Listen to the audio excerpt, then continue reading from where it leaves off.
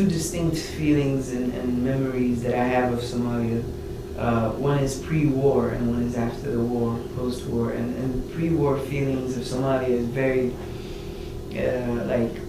I remember it very artistically. It was very much the color of life. You had a lot of poetry, you had a lot of plays. We used to go to political theater at night. My grandfather was a major literary poet. My auntie was a major singer.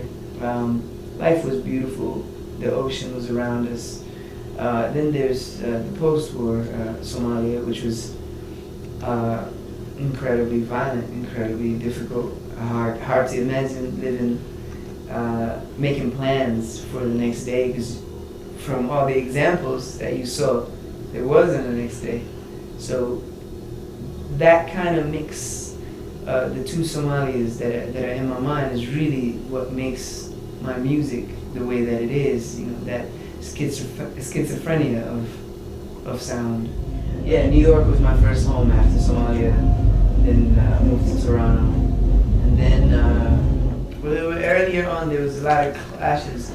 To be honest, you know, we moved into Dixon, and near that area there used to be this skinhead crew and bikers and stuff that would be in the area, and so we were a bunch of teenagers and couldn't really stand what was going on around us, and so we put together a little clique and kind of cleared that area out. Eventually, the Jamaicans that were in the areas as well had gangs. At the time, Toronto in the 90s was one of the most gang-infested cities in North America. And so then there was a lot of Jamaican gangs, a lot of different gangs, and so we clashed with that. I mean, a lot of kids actually lost their lives in that when we was coming up, but we made it through. You know, we made a name for ourselves, and the place began to have a reputation where you just kind of leave the Somalis be, you know.